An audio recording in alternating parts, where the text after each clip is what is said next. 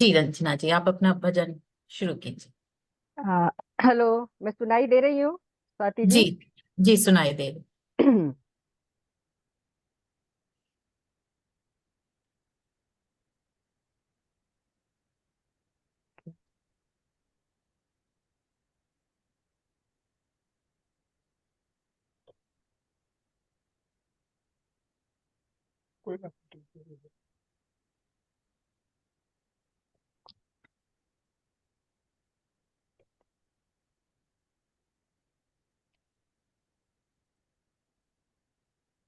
मंत्र है उसके उसके ऊपर ये कविता है। सुनाई दे रही हूँ ना? जी ओम दोषो आगात वृहद गाय धूमद गामन्न त्रवण स्तूहि देवम सवितारम।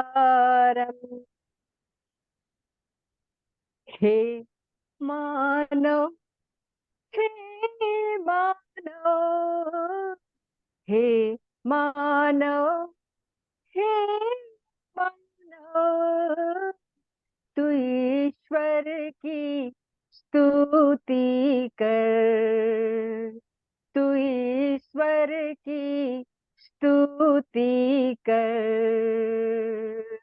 हे मानव, हे मानव, हे मानव, तू ईश्वर की स्तुति कर। जब दूर तलक गम के बादल छाए हो, जब घोर अंधेरे जीवन में आए हो, जब दूर तलक दुख के बादल छाए हो, जब घोर अंधेरे जीवन में आए हो, तब दोनों हाथ जोड़ करके, तब दोनों हाथ जोड़ करके तू ईश्वर की स्तुति कर। तू ईश्वर की स्तुति कर। हे मानव, हे मानव, हे मानव, जब मन के दोषों से चाहो छुटकारा, जब मन के दोषों से चाहो छुटकारा, मन में छेड़ो प्रभु चिंतन का एक तारा। फिर मन की खुशियाँ भर करके, फिर मन में खुशियाँ भर करके तू ईश्वर की स्तुति कर। ईश्वर की स्तुति कर। हे मानव, हे मानव, जब भी अभाव की चिंताएं घेरे हो, जब भी अभाव की चिंता घेरे हो, पापों, कुछ बोल रही थी, पापों की तरफ कदम तेरे बढ़ते हो, तब दोनों आंख मूंद करके, तब दोनों आंख मूंद करके तू ईश्वर की स्तुति कर, तू ईश्वर की स्तुति कर। हे मानव, हे मानव, हे मानव, हे मानव, तू ईश्वर की स्तुति कर, तू ईश्वर की स्तुति कर, तू ईश्वर की स्तुति कर। नमस्ते जी। कुछ फर्क कुछ सुनाई दिया कुछ बेकार।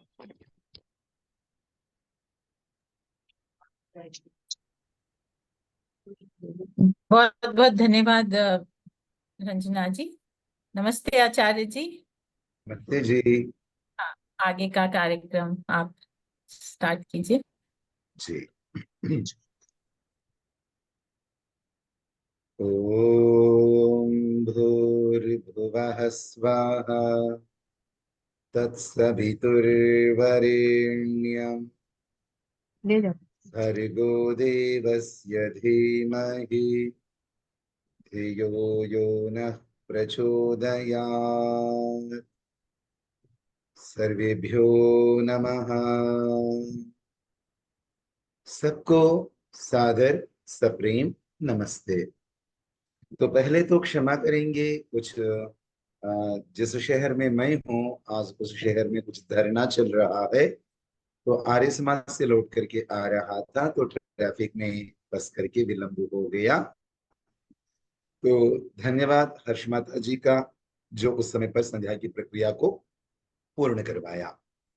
आइए हम प्राणायाम के मंत्रों के विषय में चर्चा आरंभ कर चुके थे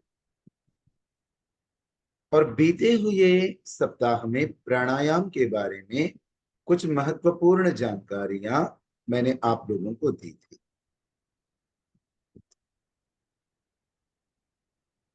अब प्राणायाम करने की क्या विधियां, इसके बारे में और प्राणायाम कैसे करना चाहिए इसके बारे में चिंतन हम आरंभ करते हैं।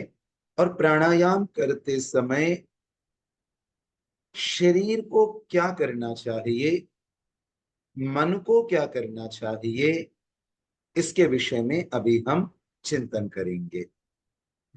तो पिछली बार प्राणायाम शब्द का अर्थ क्या होता है और ये प्राण हमारे शरीर में किस कोश के अंदर है, और जिस प्राणमय कोश के अंदर प्राण है वो प्राणमय कोश हमारे शरीर में कहाँ लोकेटेड एंड सिचुएटेड है, और उसका अन्नमय कोश के ऊपर एवं मनोमय कोश के ऊपर कैसे प्रभाव पड़ता है, योग दर्शन के अनुसार प्राणायाम करने से क्या लाभ होगा, आदि आदि विषयों की चर्चा विस्तार से हमने बीते हुए संध्योपासना की कक्षा में कर चुके थे।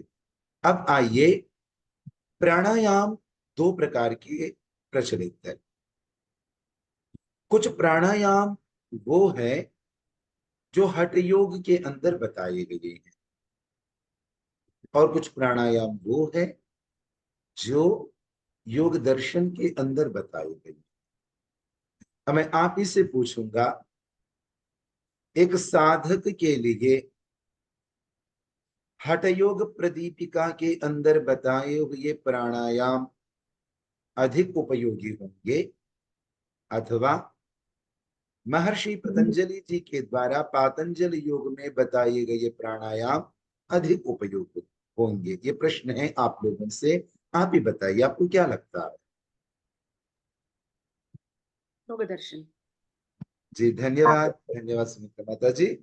तो पातंजल योग दर्शन के अंदर, पातंजल योग दर्शन के अंदर, हाँ नरेंद्र आर्य जी।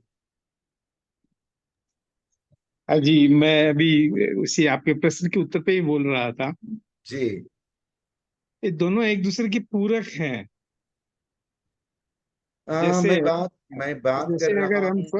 अगर हम स्वस्थ हैं तो फिर योग दर्शन वाली जो आगे की प्रक्रिया है वो चल सकती है। तो ठीक है। एक एक मार्ग में एक अवरोध होता है, व्याधि, शरीर के रोग, तो जी उनको दूर रखने के लिए ये भी उपयोगी है। ठीक है, अच्छी बात है। तो मैंने शरीर के स्वास्थ्य के लिए नहीं कहा, मैंने कहा कि एक साधक के लिए कहा। यदि साधक बीमार है तो आपकी बात सही है, यदि साधक स्वस्थ है तो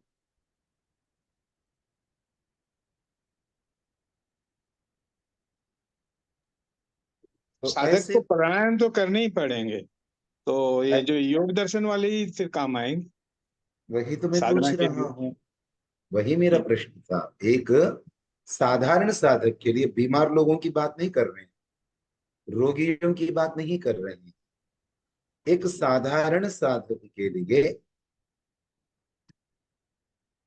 हठयोग प्रदीपिका के अंदर जो प्राणायाम बताए हुए हैं वे अधिक उपयोगी होंगे, अथवा पातंजल योग दर्शन के अंदर जो प्राणायाम बताए हैं वे अधिक उपयोगी होंगे। तो चिंतन करने पर पता चलता है साधक के लिए निश्चित रूप से पातंजल योग दर्शन के अंदर जो प्राणायाम है वो उपयोगी है। हठ योग प्रदीपिका के अंदर जो प्राणायाम है उसका उद्देश्य कुछ अलग है।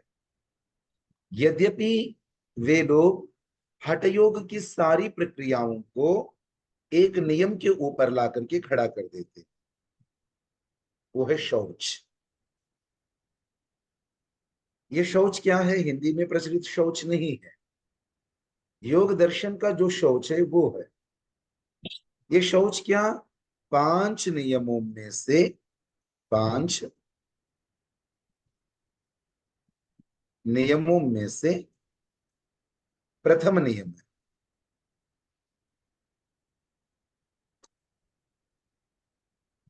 यहां शौच का मतलब है पवित्रता, शुचिता। तो षटकर्म जो बताए जाते हैं हठयोग प्रदीपिका के अंदर, जो न्योली, धोती आदि आदि जो प्रक्रियाएं बताई जाती है वो अष्टांग योग के अंदर नियमों में उपस्थित शौच नामक एक अभ्यास को पूर्ण करने के लिए हठयोग सहायक है। किंतु जब बात चल रही है साधना, या बात चल रही है समाधि की, तो तब हठयोग प्रदीपिका के अंदर बताए गए वो प्राणायाम, प्राणायाम की वो विधियां इतनी उपयोगी नहीं है। जैसे नरेंद्र आर्य जी बता रहे थे, बात ठीक है, व्याधि, स्त्यान, संशय, प्रमाद, आलस्य, अविरति आदि आदि ये अंतराय है, योग के अंदर कुछ अंतराय है।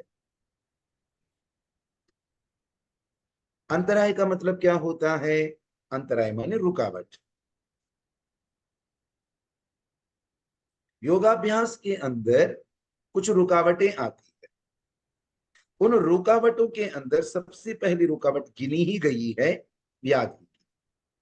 व्याधि का मतलब क्या हुआ? रोग। यदि मैं रोगी हूं, मुझ में रोग एवं व्याधियां हैं, तो वो निरंतर योग साधना के अंदर वो निश्चित रूप से रुकावट बन जाएंगी, वो बीमारियां निश्चित रूप से रुकावट बनेंगी। और हठ योग प्रदीपिका के अंदर जो प्राणायाम की विधियां बताई गई है वो रोगों को ठीक करने में निश्चित रूप से सहायक है।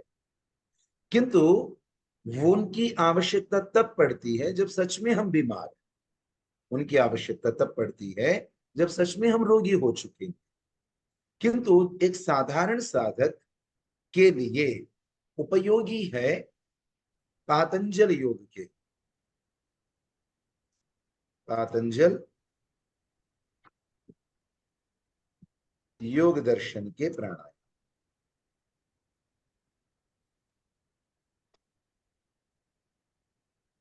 तो आज उस समाज के अंदर जो प्रचलित प्राणायाम है वो हठ योग का प्राणायाम, वो बुरा है क्या? बिल्कुल भी बुरा नहीं है। उनको नहीं करना चाहिए क्या? ऐसा बिल्कुल नहीं, उनको करना चाहिए आवश्यकता के अनुसार। किंतु उन्हीं को पूर्ण प्राणायाम नहीं मानना चाहिए। मैं आपसे जो निवेदन करना चाहूंगा, उन प्राणायामों को ही पूर्ण प्राणायाम नहीं मानना चाहिए। उन प्राणायामों का उद्देश्य क्या है? शारीरिक स्वस्थता और शौच। किंतु योग दर्शन में वर्णित प्राणायामों का उद्देश्य क्या है? तो पिछली बार भी बताया, अब भी एक बार मैं आप लोगों से कहता हूं, योग दर्शन में वर्णित प्राणायाम का पहला प्रयोजन क्या है? प्रकाश के आवरण को हटाना। पहला प्रयोजन क्या है? प्रकाश का जो आवरण है, हमारे आंतरिक प्रकाश के ऊपर जो पर्दा पड़ा हुआ है, उस पर्दा को हटाना, ये पहला प्रयोजन है। और दूसरा प्रयोजन क्या है? धारणा में, धारणा माने योग का छठा कदम, छठा अंग, धारणा ध्यान समाधि। धारणा में मन की अथवा चित्त की योग्यता को बढ़ाना।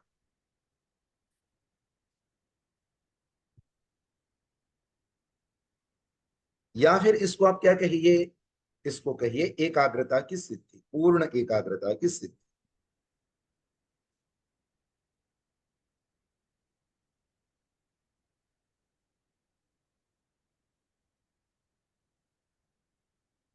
ठीक है। पातंजल योग दर्शन के अंदर जिन प्राणायामों का वर्णन है, उन प्राणायामों का उद्देश्य आध्यात्मिक, ईश्वर प्राप्ति। हठ योग के अंदर जिन प्राणायामों का वर्णन है, वो रोग को ठीक करने के लिए है, शारीरिक नसनाड़ियों की शोधन के लिए। इवेंचुअली वे भी सहयोगी हो सकते, किंतु सहयोगी ही होंगे, वो मुख्य स्थान को ले नहीं पाएंगे। तो इस प्रकार हमें संध्या करते समय चित्र विचित्र प्रकार के प्राणायाम नहीं करके, जो कुछ भी आजकल परोसा जा रहा है, ऐसे चित्र विचित्र प्रकार के प्राणायाम नहीं करके पातंजल योग दर्शन के अंदर वर्णित प्राणायामों को करना चाहिए।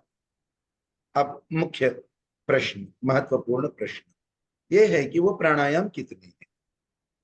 पातंजल योग में वर्णित प्राणायाम कितने हैं?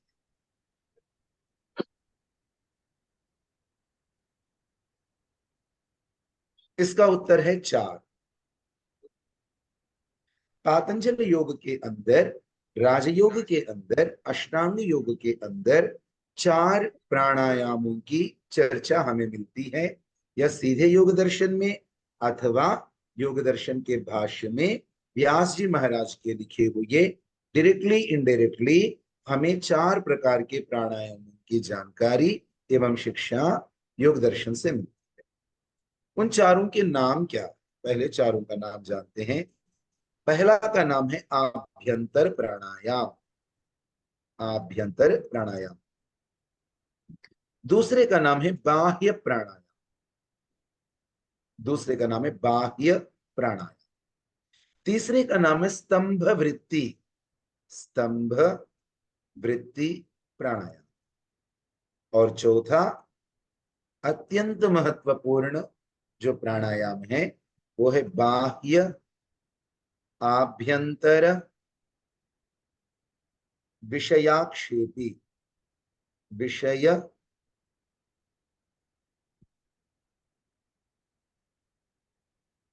आक्षेपी।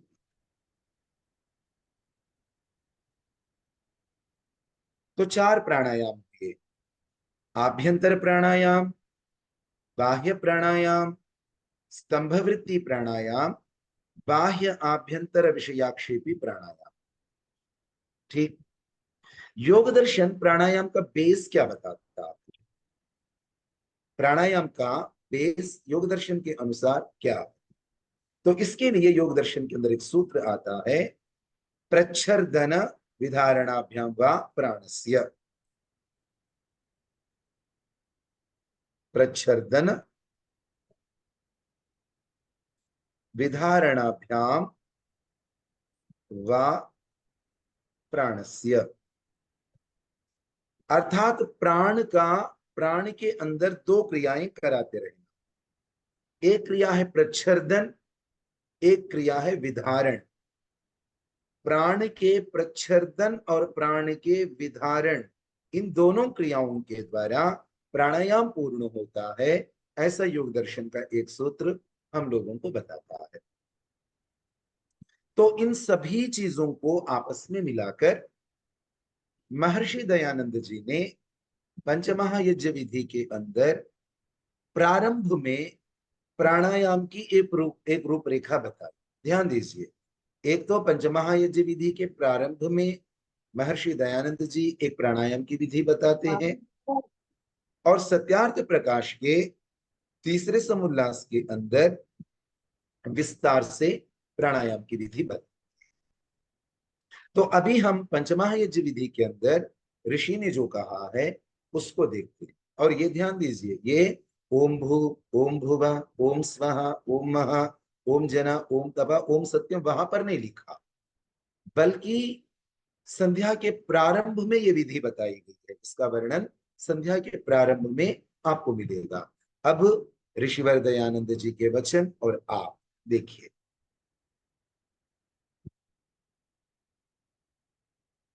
तो मैंने वहां पर ऋषि के द्वारा वर्णित बातों को कुछ बुलेट पॉइंट्स के अंदर बनाने का प्रयास किया। संस्कृत में लिखा और संस्कृत में मैं आप लोगों को बता रहा हूं, और इसका हिंदी अनुवाद आप लोगों को बताऊं। क्या कहा? सबसे पहले आभ्यंतरस्थम वायुम नासिकापुटाभ्याम बलेन बहिः निस्सार्य यथाशक्ति बहिरेव स्तंभयेत्। क्या क्या बातें कही? तो पॉइंट नंबर 1, आभ्यंतरस्थम वायुम, अंदर उपस्थित वायु को नासिकापुटाभ्याम, नासिका के छेदों से, बलेना, प्लीज नोट कीजिएगा, क्या नोट करना है? बलेना, बलपूर्वक अर्थात शक्ति पूर्वक, बहिः निस्सार्या, बाहर निकालकर, यथाशक्ति, अपनी योग्यता एवं शक्ति के अनुसार, बहिरेवा, बाहर ही, स्तंभयेत, रोके। इसको हम टुकड़ों में कर लें। पहला काम क्या हुआ? अपने कोष्ठ के अंदर, कोठे के अंदर उपस्थित वायु को बल से बाहर निकालना, यह पहला काम। और उसको बलपूर्वक बाहर निकालने के बाद में उसको बाहर ही रोकना, उसको बाहर ही रोकना। ये दो क्रियाएं हुई है। इसके बारे में अभी मैं थोड़ा सा आपको और बताऊंगा, पहले इसको कंप्लीट करते हैं। अगला पॉइंट क्या कहते हैं? पुनः शनैः शनैः गृहीत्वा किंचित तम अवरुध्य पुनः तथैव बहिर्निस्सारयेत् अवरोधयेत् च। क्या कहा? पुनः, जब हमने रोका उसके बाद में शनैः शनैः, दो बातों के प्रति ध्यान देना। एक तो बलेना, निकालते समय वेग रखेंगे, बाहर निकालते समय वेग होना चाहिए, और अंदर लेते समय धीमी गति होनी चाहिए। क्या समझ में आया? बाहर निकालते समय वेग से निकालना, अंदर लेते समय धीमी गति से लेना। ये किसके वचन है? योगीराज साक्षात ऋषि दयानंद जी के वचन। और उन्होंने ऐसा क्यों कहा? क्योंकि स्वयं योग दर्शन के अंदर इसके लिए शब्द दिया प्रच्छर्दन। क्या शब्द है? प्रच्छर्दन, प्रच्छर्दन।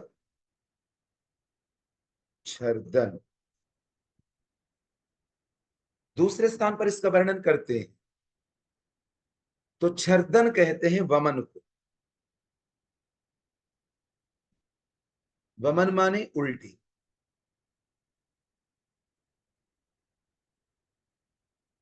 जैसे वमन करते समय पेट के अंदर उपस्थित समस्त पदार्थ जिस वेग से बाहर निकल जाते, एक धक्का दे करके पेट का सारा द्रव्य बाहर आ जाता। तो प्रच्छर्दन माने प्रकर्षण छर्दनम प्रच्छर्दनम। तो जिस वेग से वमन होते समय उदरस्थ पदार्थ बाहर निकल करके आते हैं, वैसे ही कोष्ठस्थ वायु को बलपूर्वक बाहर निकालना, ऐसा स्वयं योग दर्शन कहता है। किंतु अंदर लेते समय क्या करना? अंदर लेते समय धीरे धीरे अंदर। तो हो क्या रहा है, इसको ठीक से समझिए। क्या हो रहा है? हमारी जो स्वाभाविक प्रक्रिया है उसको बिल्कुल उलट रही है। व्यक्ति जब श्वास छोड़ता है या श्वास लेता है, श्वास लेते समय घबराहट होने पर श्वास लेते समय व्यक्ति श्वास को जल्दी अंदर लेता, शीघ्रता से अंदर भरने की कोशिश करता। तो शीघ्रता से भरने की जो अर्ज है, वो जो भूख है, वो जो क्रिया है, उसको प्रयत्न पूर्वक धीमा कर रहे हैं। अर्थात वायु को नासिका पुटुन से अंदर भरते समय धीमी गति से अंदर से चाहत हो रही है कि एकदम भर लूं। फेफड़े जैसे तड़प रहे हैं, जैसे शरीर के कण तड़प रहे हैं ऑक्सीजन के लिए, अब तो हमें जल्दी से जल्दी भर करके ऑक्सीजन दो। किंतु जब भर करके अंदर से मांग हो रही है, तब गति धीमी रखी, उनको अभ्यास होने दीजिए। जब अंदर का हमें अंदर से बाहर निकालने की कोई जल्दी नहीं है, उस समय जल्दी से बाहर निकाल दीजिए, वेग से बाहर निकाल दीजिए। तो क्या हुआ? दो बातें समझ में। अर्थात श्वास को बाहर की ओर छोड़ते समय वेग से छोड़ना है, बलपूर्वक छोड़ना है, शीघ्रता से छोड़ना। श्वास को अंदर लेते समय धीमी गति से लेना है, शनैः शनैः लेना है। जैसे घूंट घूंट करके पानी की एक एक बूंद को पीते हैं, वैसे धीरे धीरे श्वास को अंदर लेना। तो ये एक थंब रूल है प्राणायाम के लिए, ऋषि के द्वारा और योग दर्शन के द्वारा बताया गया एक थंब रूल, इससे याद। तो बाहर निकाल करके बाहर रोकना, बाहर निकाल करके बाहर। ध्यान देना, बाहर रोकने में जितनी तड़प लगती है भीतर से, भीतर रोकने में उतनी तड़प नहीं लगती। अर्थात आप बाह्य कुंभक करेंगे तो अंदर से तड़प ज्यादा होती, व्याकुलता ज्यादा होती। आप जब अंतः कुंभक करते हैं तो व्याकुलता थोड़ी कम रहती। तो जिस क्रिया को करने में व्याकुलता अधिक होती है, अर्थात कम सहन शक्ति होती है, उस सहन शक्ति को बढ़ाने के लिए बाहर कुंभक करने के ऊपर ऋषियों ने अधिक बल रखा। आंतरिक कुंभक सहज है, आराम से हो जाता, पर बाह्य कुंभक थोड़ा सा कठिन है। किंतु उसी में हमारी सहन शक्ति बढ़ती है, उसी में बाह्य कुंभक में जितनी सहन शक्ति बढ़ती है शरीर की, आंतरिक कुंभक में उतनी सहन शक्ति नहीं बढ़ती है। आप गांठ बांध दीजिए, पक्की बात है। तो क्या क्या हुआ? आभ्यंतरस्थम वायुम, अंदर उपस्थित वायु को नासिका पुटाभ्याम, अपनी नासिका के छिद्रों से बलेना, वेग एवं बल के साथ बहिर्निस्सार्य, बाहर निकाल कर, बहिरेवा, बाहर ही स्तंभये, बाहर ही रोके।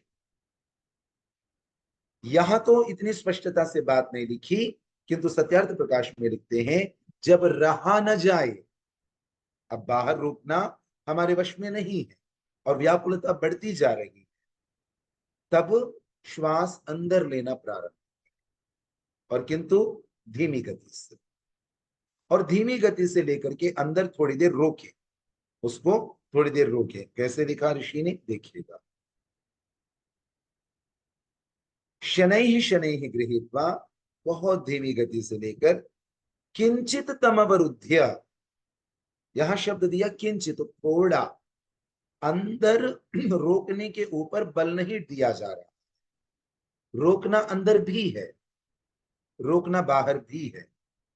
स्तंभन बाहर भी करना है, अंदर भी करना, किंतु जितना बल बाहर रोकने के ऊपर ऋषिगण दे रहे हैं, उतना बल अंदर रोकने के ऊपर न दे करके स्पष्ट शब्दों में कहा किंचित अवरुद्ध्या, थोड़ा सा रोक कर, किंचित थोड़ा सा, अवरुद्ध्या तम अवरुद्ध्या, उस श्वास को थोड़ा अंदर रोककर, पुनः फिर से, तथैवा उसी प्रकार माने जो ऊपर वाली पंक्ति में बताया उसी प्रकार, बहिः निस्सारयेत्, बाहर निकाले, और अवरोधयेच्चा, और बाहर ही रोके।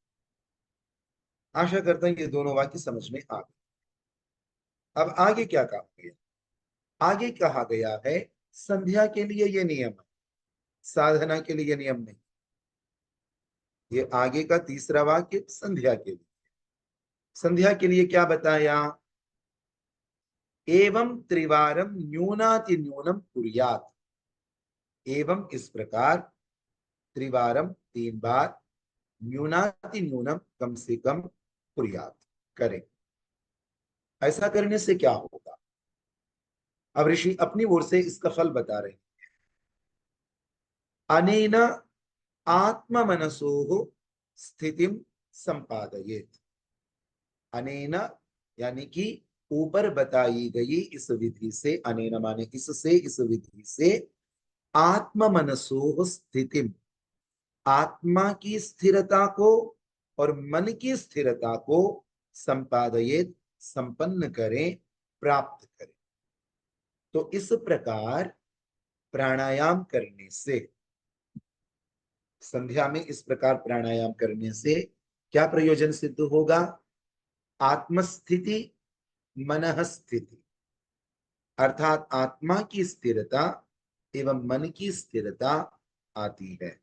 और यही तो हुआ ना, धारणा सुच योग्यता मनस, एकाग्रता, स्थिरता मनसः, योग्यता धारणासु, धारणा के अंदर मन की योग्यता बढ़ जाती है, ऐसा योग दर्शन ने भी कहा और महर्षि दयानंद जी भी यही बता रहे हैं। तो क्या क्या बातें हुई? प्राणायाम को बताने के लिए 2 ऑथेंटिक परंपराएं हमारे पास है।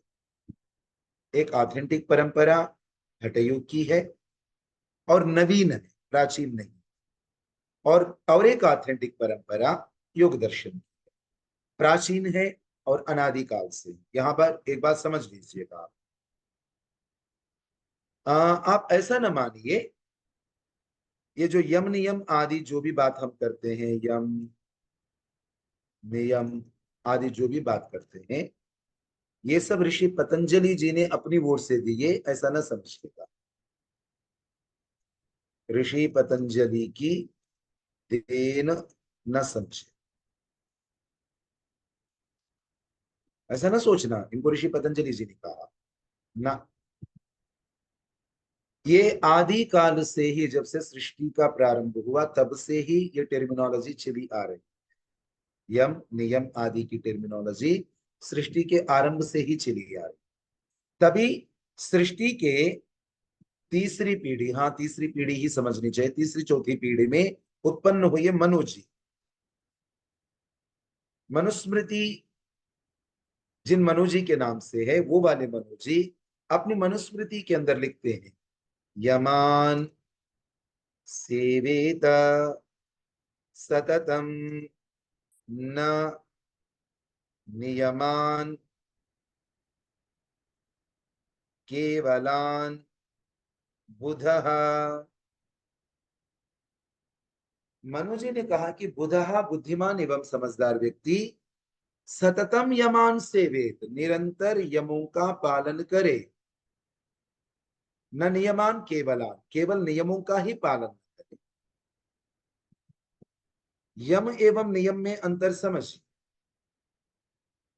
यम और नियम में अंतर समझ।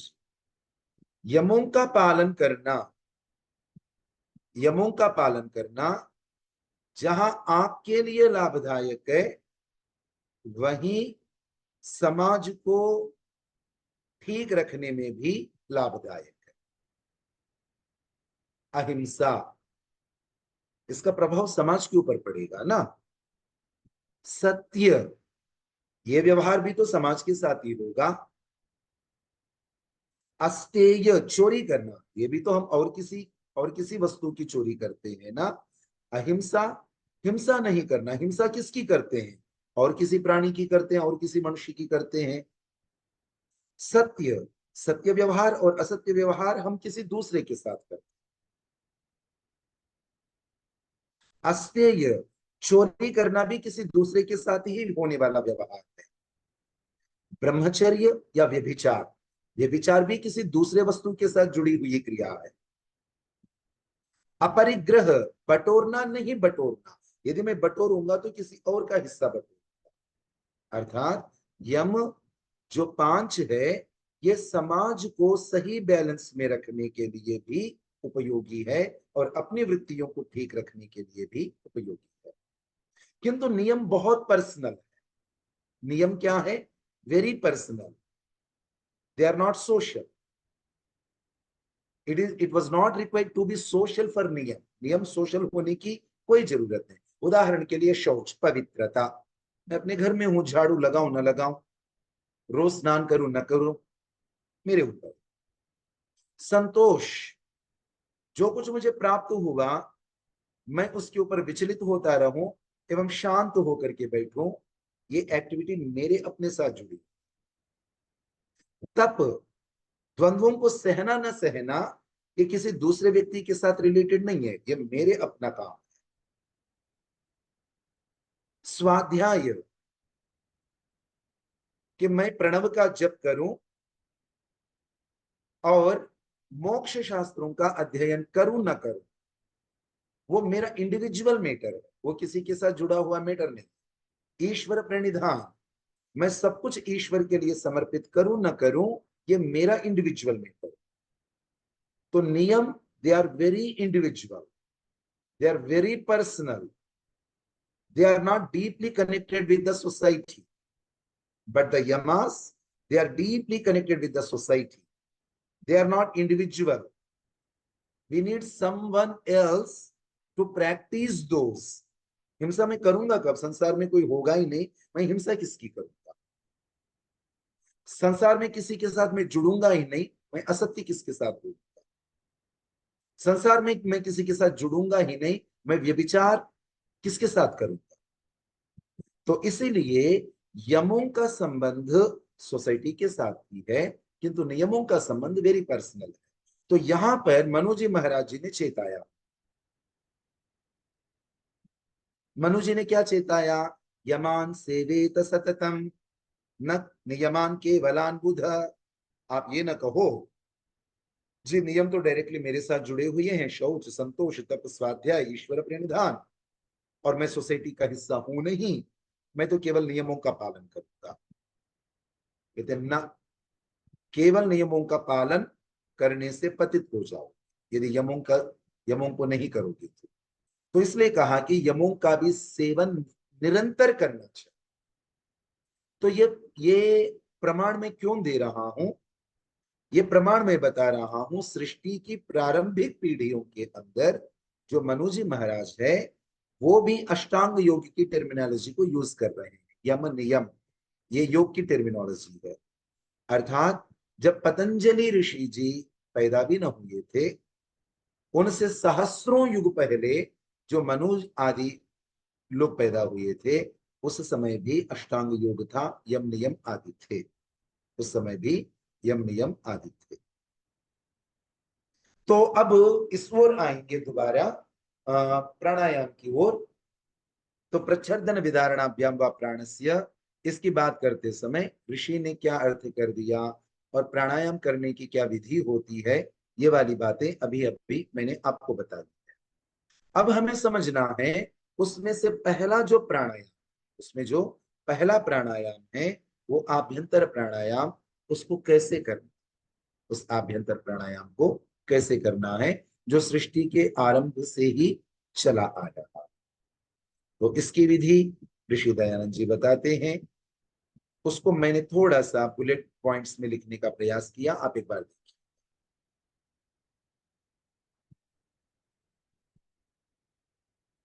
ये सत्यार्थ प्रकाश में वर्णित प्राणायाम की विधि आपको मैं बता रहा हूं। तो पहला प्राणायाम है बाह्य प्राणायाम।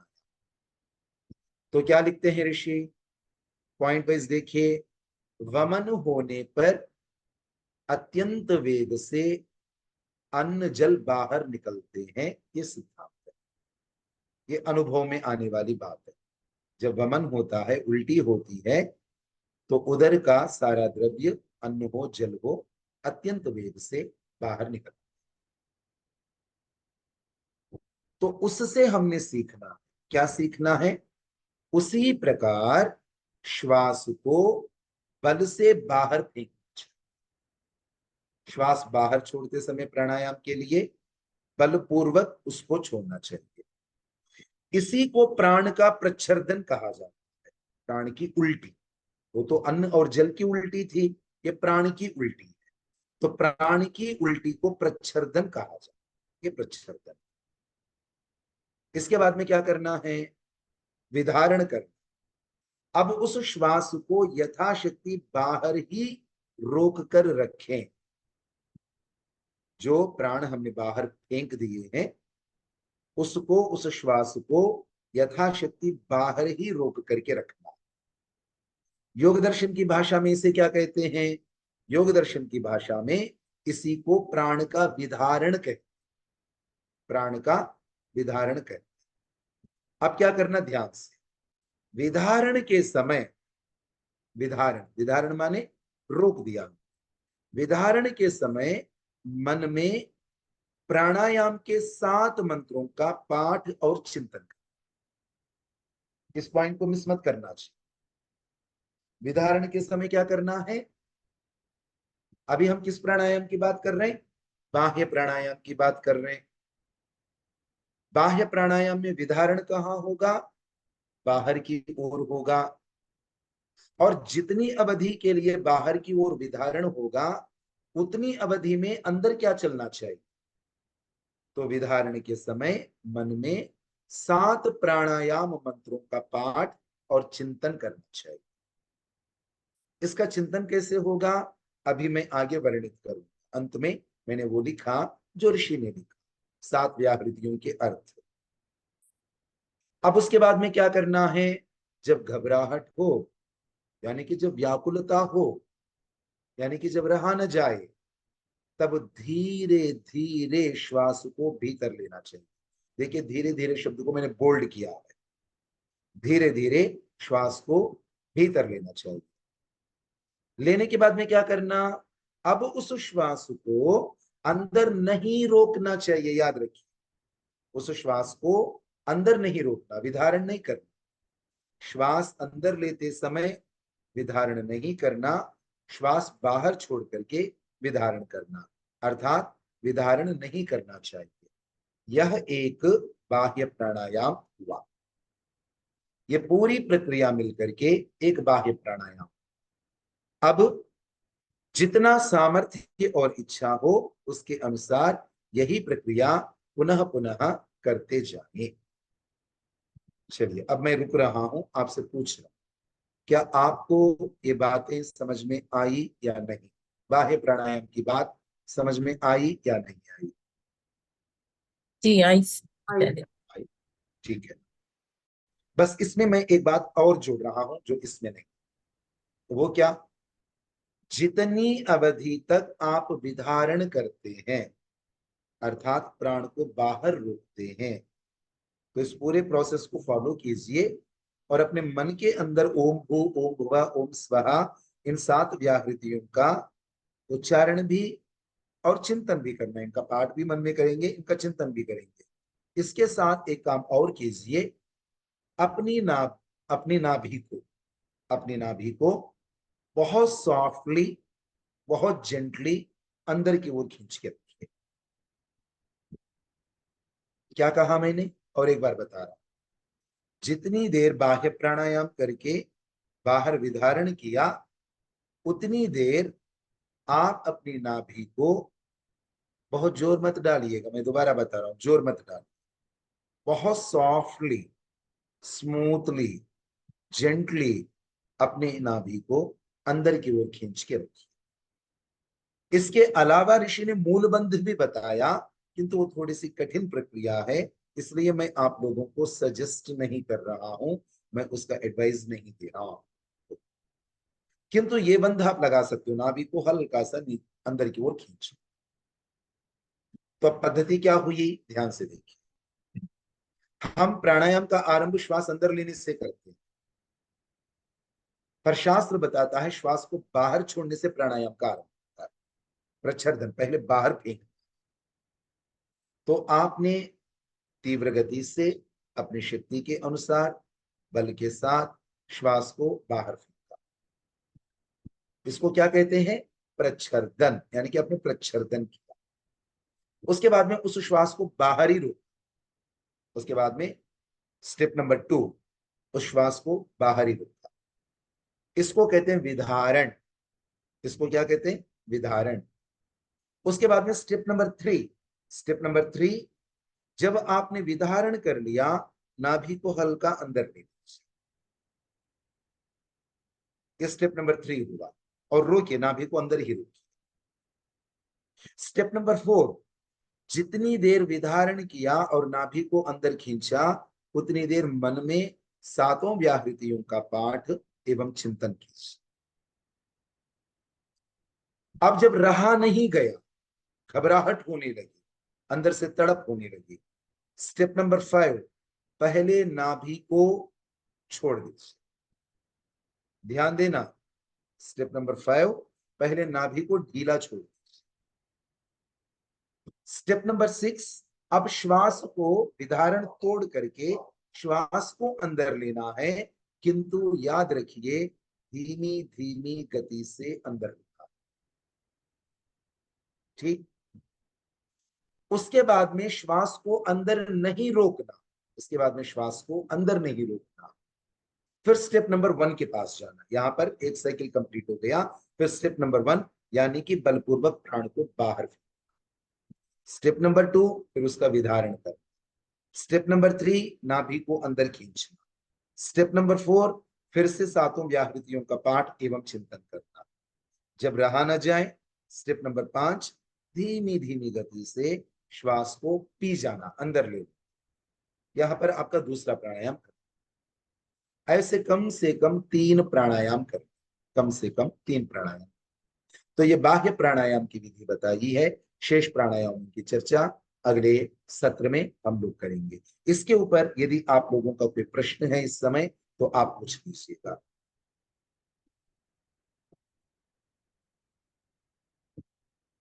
और इसका फल याद रखिएगा, आत्म मनसोह स्थिति ही, आत्मा की स्थिरता, मन की स्थिरता,